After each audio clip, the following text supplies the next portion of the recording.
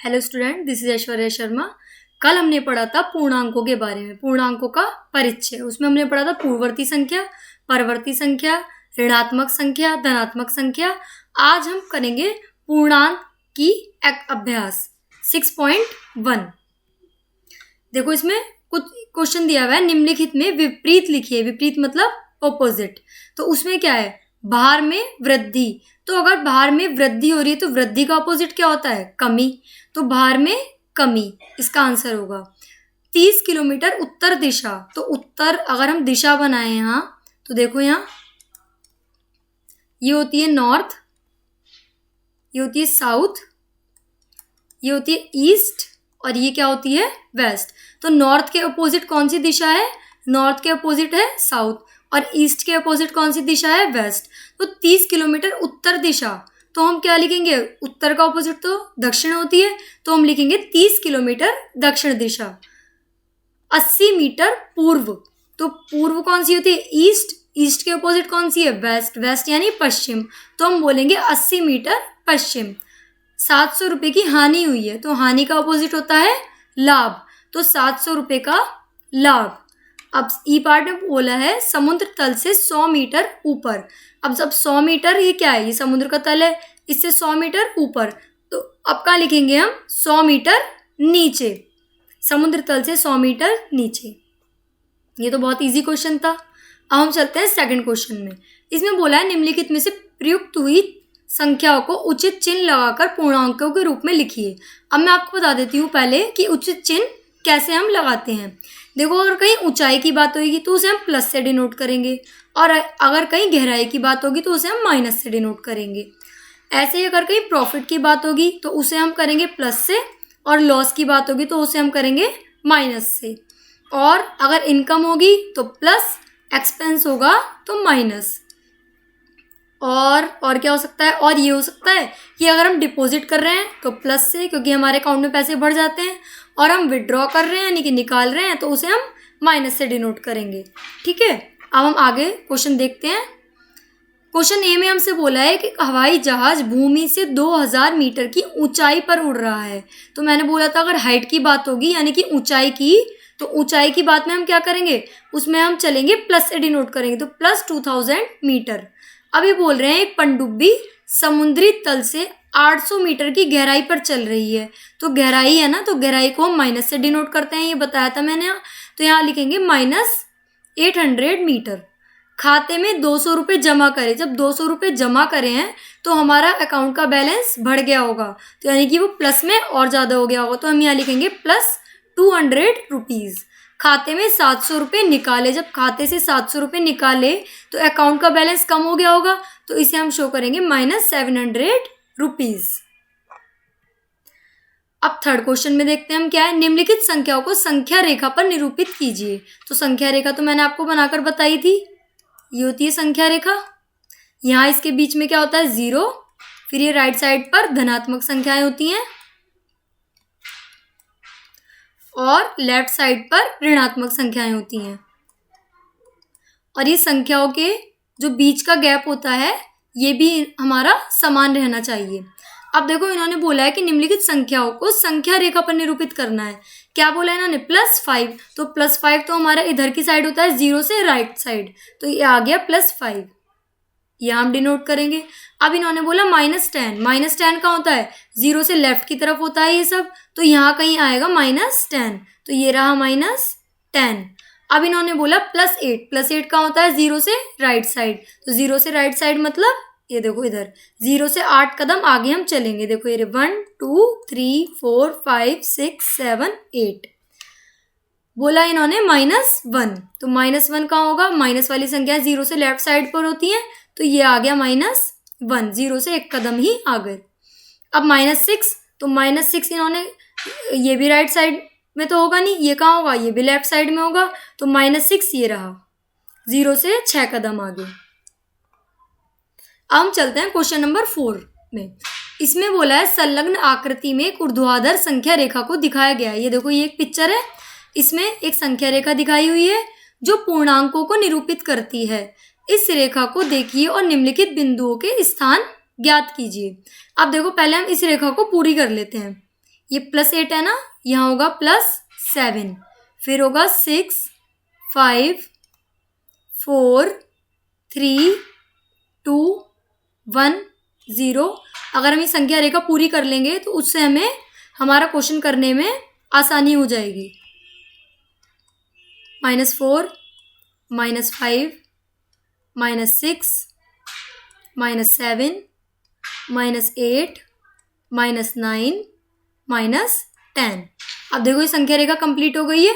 अब इसके अकॉर्डिंग हम देखेंगे अपने क्वेश्चन।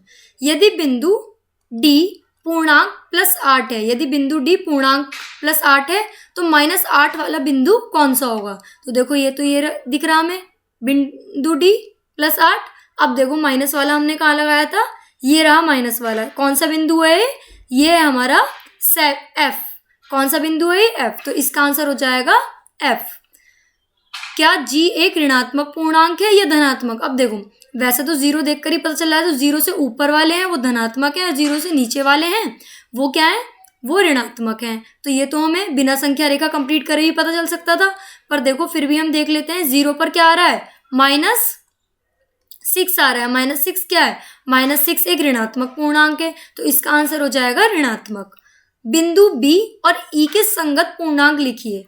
बिंदु B कहाँ है, ये रहा बिंदु B, और बिंदु E कहाँ है, बिंदु E ये रहा। अब इसके संगत पूर्णांक का मतलब है कि कौन इसके बिंदु B पर और E पर कौन सी नंबर आ रहा है। तो देखो बिंदु B पर क्या आ रहा है, +4, क्या आ रहा है +4, और बिंदु E पर क्या आ रहा है, बिंदु E पर आ रहा है -10। तो क्या हो जाएंगे इसके संगत पूर्णांक, +4 और -10।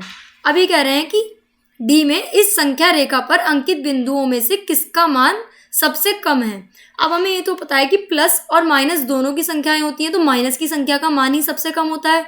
पर माइनस में भी मैंने आपको एक बात समझाई थी कि माइनस में हम उल्टा चलते हैं, जो संख्या छोटी होती है वो तो माइनस में बड़ी होती है, और जो संख्या बड़ी होती है वो माइनस में छोटी होती है। अब देखो यहाँ सबसे बड़ी संख्या जो है माइनस में वो तो -1 है, और सबसे छोटी संख्या की अगर हम बात करें तो वो है -10। अब -10 का बिंदु कौन सा है, E, तो इसका आंसर होगा हमारा E। क्या आंसर होगा, E। अगर ये सबसे बड़ी संख्या पूछते तो हमारा आंसर होता 1, -1। सभी बिंदुओं को उनके मानों के घटते हुए क्रम में लिखिए। तो देखो सबसे बड़ा मान किसका है, D का, D के बाद C का, C के बाद किसका है, B, फिर A, फिर किसका है H, H के बाद नहीं ये O भी तो रह गया बीच में, तो O का भी है O जिस पे 0 आ रहा है, फिर H के बाद किसका है, G का, फिर F का, और फिर E का। तो ये क्वेश्चन आया क्लियर। अब देखो क्वेश्चन नंबर 5 में क्या बोला है, वर्ष के विशेष दिन के लिए भारत के 5 स्थानों पर रहे तापमानों की सूची नीचे दी गई है। तापमान, अब देखो अगर तापमान में क्या होता है, जब तापमान प्लस में होता है तो उसमें क्या होती है, उसमें दिन गर्म होते हैं, और जैसे जैसे तापमान माइनस में जाएगा तो दिन कैसे होते जाएंगे, दिन ठंडे होते जाएंगे, यानी कि सर्दी, और जितना तापमान बढ़ेगा उतनी गर्मी बढ़ती जाएगी। अब ये सियाचिन बोल रहे हैं, सियाचिन में तो आप लोगों को पता है बहुत ठंड रहती है, तो इसमें बोल रहे हैं 0 से 10 डिग्री नीचे। अब 10 डिग्री नीचे तो इसे कैसे शो करेंगे हम, इसे हम शो करेंगे -10 डिग्री सेल्सियस। अगर ये 10 डिग्री ऊपर बोलते तो +10 डिग्री सेल्सियस हो जाता। अभी कह रहे हैं शिमला, शिमला में बोल रहे हैं 0 से 2 डिग्री सेल्सियस नीचे, तो 2 नीचे है ना, तो -2 डिग्री सेल्सियस ये हो जाएगा। अब बोल रहे हैं अहमदाबाद, अहमदाबाद में बोल रहे हैं 30 डिग्री सेल्सियस ऊपर, तो यहाँ क्या हो जाएगा +30 डिग्री सेल्सियस। अब दिल्ली में बोला है 0 डिग्री सेल्सियस से 20 डिग्री सेल्सियस ऊपर, तो 20 डिग्री सेल्सियस ऊपर है ना, तो क्या हो जाएगा +20 डिग्री सेल्सियस।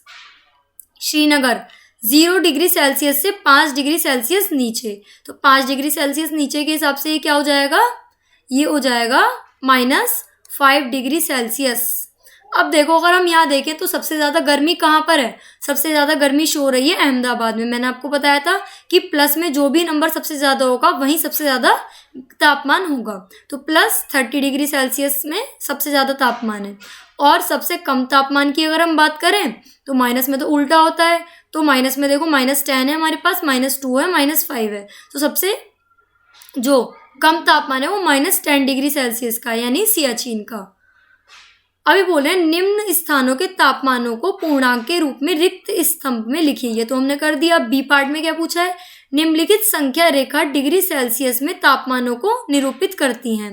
संख्या रेखा है ना, ये तापमानों को निरूपित करेंगे तो क्या आएगा, अगर हम संख्या रेखा बनाएं तो सियाचिन का तापमान कहाँ आएगा, ये देखो यहाँ आएगा सियाचिन का तापमान।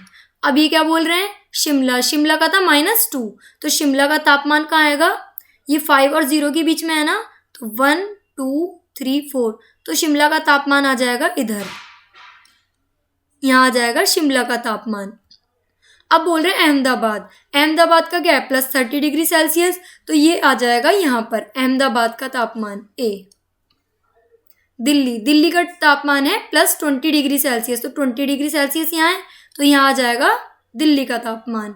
श्रीनगर है -5 डिग्री सेल्सियस, तो -5 डिग्री सेल्सियस ये हो जाएगा श्रीनगर का तापमान। देखो इसको हमने ऐसे दर्शाया है, -10 डिग्री सियाचिन, -5 श्रीनगर, और ये माइनस क्या था, ये था -2, फिर 20 दिल्ली का है और 30 डिग्री सेल्सियस अहमदाबाद का है। अब थर्ड क्वेश्चन में हमसे क्या पूछा है, सी पार्ट में कौन सा सबसे ठंडा स्थान है, तो माइनस वाले स्थान ठंडे होते हैं। अब माइनस में भी देखेंगे कौन सा सबसे ठंडा है, तो जिसका तापमान सबसे कम होगा वो सबसे ठंडा है, तो 10 डिग्री सेल्सियस, यानी कि क्या हुआ, सियाचिन का तापमान सबसे कम है, तो यही सबसे ठंडा स्थान है।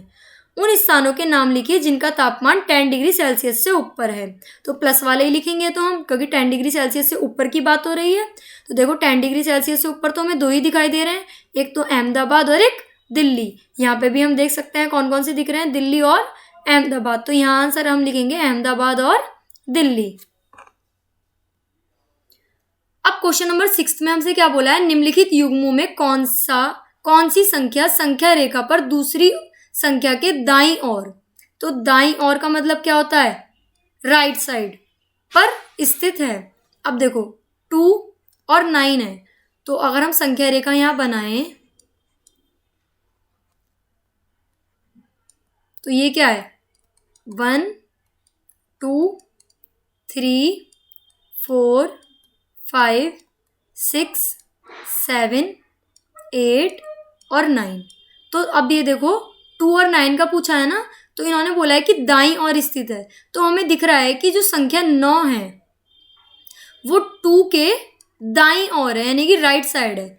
जो संख्या 9 है वो 2 के दाईं ओर है, तो देखो ये इधर से ऐसे जा रही है ना, तो ये इधर तो राइट साइड ही है, तो ये राइट साइड पर स्थित है। अब -3 और -8 को अगर हम देखें तो देखो -1 -2 -3 -4 -5 -6, यही ले लेते हैं -7 और -8। तो देखो अब ये क्या है, इन्होंने बोला -3 और -8, तो हमें पता चल रहा है कि जो -3 संख्याएं हैं वो -8 के दाईं ओर है, ऐसे एरो जा रहा है ना। अब 0 और 1 में देखेंगे तो ये तो बहुत सिंपल है, 0 और 1, ये रहा हमारा 0 और ये रहा -1, तो जो 0 है वो -1 के दाईं ओर स्थित है। ये देखो 0 दाईं ओर है ना, तो 0 संख्या -1 के दाईं ओर स्थित है। अब -11 और 10 को देखो तो ये तो हम डायरेक्टली बता सकते हैं, माइनस वाली संख्याएं किधर होती हैं, माइनस वाली संख्याएं होती हैं बाईं ओर, और जो प्लस वाली संख्या होती हैं वो होती हैं दाईं ओर। तो जो 10 संख्या है -11 के दाईं ओर स्थित है। अब -6 और +6 दे रखा है, तो ये भी ऐसे ही बता देंगे कि जो 6 संख्या है वो कहाँ होती है, प्लस वाली संख्या वो दाईं ओर है और माइनस वाली संख्या बाईं ओर होती हैं। तो 6 संख्या जो है वो -6 के दाईं ओर स्थित है। ऐसे ही 1 और -100 में, तो 1 जो हमारी संख्या है वो -100 के दाईं ओर स्थित है। ये देखो ऐसे होता है ना, एक नंबर लाइन है, यहाँ है हमारा 0 और यहाँ कौन सी संख्या आती हैं, धनात्मक, और यहाँ कौन सी संख्या आती हैं, ऋणात्मक। तो ये प्लस और माइनस वाले तो हमें देखकर ही पता चल पा रहे हैं सारे। ये देखो माइनस प्लस, ये भी प्लस माइनस वाला है, ये भी प्लस माइनस है, ये भी प्लस माइनस है। बस इसमें हमें देखना पड़ेगा 2 और 9 में। तो 9 आगे होता है, 2 पीछे होता है। तो 9 क्या हुआ, 9 जो हमारी संख्या हुई ये दाईं ओर हुई। एरो इधर की तरफ जा रहा है ना, जिधर की तरफ ही एरो जाएगा वही संख्या हमारी दाईं ओर स्थित है। अब देखो -3 और -8 में भी, तो 3 तो कहीं इधर की साइड आएगा और 8 हमारा इधर की साइड आएगा। तो कौन सी संख्या हुई, जो -3 है वो -8 के दाईं ओर स्थित हुई, है ना। अब क्वेश्चन नंबर 7, नीचे दिए गए युग्मों के पूर्णांकों के बीच के सभी पूर्णांक लिखिए। अब 0 से लेके -7 तक के पूर्णांक लिखने हैं। पर इन्होंने क्या बोला है, इन्होंने बोला है बढ़ते हुए क्रम में। तो बढ़ते हुए क्रम में अगर हम लिखेंगे तो 0 के बाद पहले हमें सबसे छोटा लिखना पड़ेगा। तो अगर सबसे छोटा अगर हम लिखते हैं, ये देखो ये पूर्णांक ऐसे ही आएंगे कुछ, ये 0 है, -1, -2, -3, -4, -5, -6, -7। तो बढ़ते हुए क्रम में लिखना है। तो बढ़ते हुए क्रम में अगर हम लिखेंगे तो वो तो हम ऐसे चलेंगे, क्योंकि हम माइनस में उल्टा चलते हैं। तो -6, -5, -4, -3, -2, -1। -4 और +4 के बीच में अगर हम कैसे लिखेंगे, यहाँ है -4, फिर -3, -2, -1, 0, 1, 2, 3, 4। तो ये तो साफ पता चल रहा है यहाँ से, पहले -3, फिर -2, -1, 0, 1, 2, 3, है ना। फिर ऐसे ही बोला है -8 से 15। तो -8 से 15 की तरफ चलेंगे तो इसमें भी उल्टा चलना हमें पड़ेगा। तो ये ऐसे ही आ जाएगा -14, -13, -12, -11, -10 और -9। और 30 से 23 की तरफ अगर हम चलेंगे तो हम एक नंबर लाइन बनाकर देख लेते हैं। -30, -29, -28, 27, 26, -25, -24 एंड -23। तो जितने भी पूर्णांक 30 से लेके 23 तक के बीच में आ रहे हैं, ये पूर्णांक कौन से हो जाएंगे, ये हो जाएंगे बढ़ते हुए क्रम में। ठीक है। अब -8 में हमसे क्या पूछा है, -20 से बड़े 4 ऋणात्मक पूर्णांक लिखिए। तो ये तो बहुत इजी है, -20 से बड़े उल्टा चलना है। तो 4 लिखें तो -19, -18, -17 और -16।